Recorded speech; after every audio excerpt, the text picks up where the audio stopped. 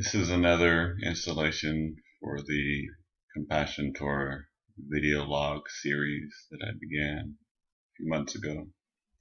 And I've been answering questions posed by people.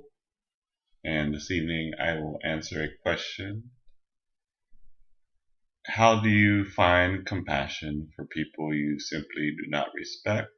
People who, through ignorance or pain, act in ways that are blatantly unkind, hateful, with their eyes wide open. They are bigots, for example.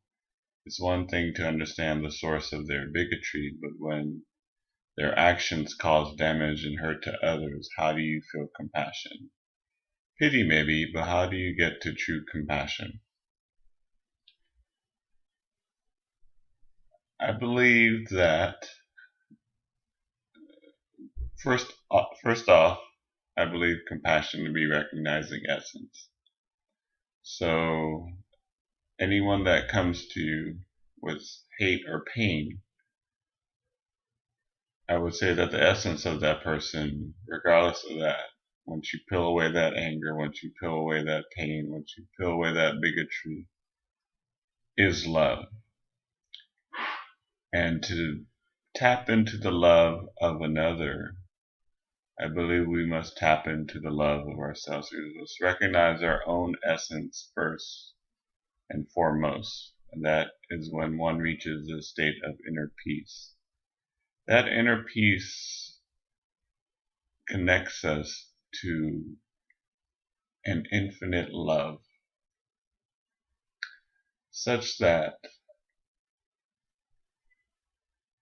we are able to shine that out towards others.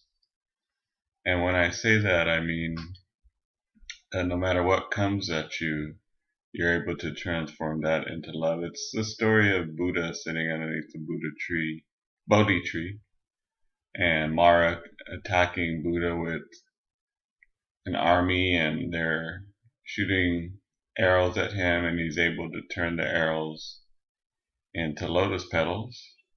It is Mara tempting Buddha with 3 women, and Buddha being able to transform that temptation into something else. And it's also a sense of, in Jesus, while he was on the cross, he asked people to forgive the people who are causing him this pain, to forgive them because they don't know what they're doing. They themselves don't know their true essence, which is love, which is masked by the pain and the bigotry. It's a challenge to do so. First of all, it's a challenge, a lifelong challenge for some, I believe, to find that inner peace. There's a lot of self-help books out there, a lot of life coaches is what they're called nowadays. Back in my day, they're called therapists. There's a lot out there that is trying to help people to reach that spot. From the experiences that I've gone through and the peace that I've found, I would say that it's a rewarding thing, and that when, in those instances when there is conflict that comes towards me, I at times do slip and quickly am able to return to what's in the center of my own heart. And I think that is definitely possible for everyone, because we are human. We are born into a life that is sustained through love, through source, through light, through energy. And that is where compassion comes in, and recognizing that. And also recognizing that the pain in the other person comes from a legacy, whether it's from childhood or a parent, or even further in the past, which comes from one's ancestry, one's culture. All those things come into play when someone is actually attacking you. And on a grander scale, we can look at that microcosm as a macrocosm with some of those things that are happening between countries that just have gone back thousands of years. that forgiveness process, the inner peace and the compassion and the forgiveness and the gratitude has just yet to be addressed. So that pain continues and continues and continues, and it comes out through personal relationships and through collective consciousness amongst groups of people, I believe.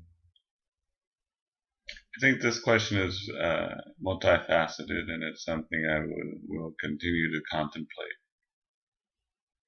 I feel as though the answer that I'm giving at the moment is at this moment, which is what I believe at this moment is always ever changing, and that upon further contemplation and further learning in the future, there may be additional information that makes this answer even more rich, because I continue to learn about compassion, continue to learn about forgiveness, and always want to be sure that I am open both in my heart and mind to continue doing that. So that's why I ask for these questions.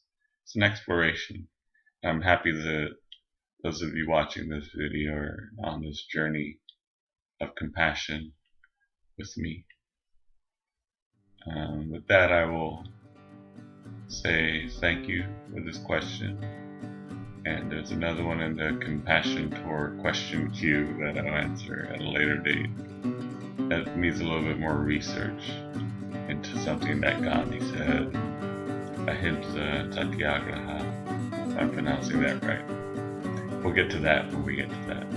For now, again, I say thank you, and I will say goodbye and edit this video and put it on YouTube. Type in any comments at the bottom you wish to, or questions that you may like to add. Thank you. Thank you very much. Thank you.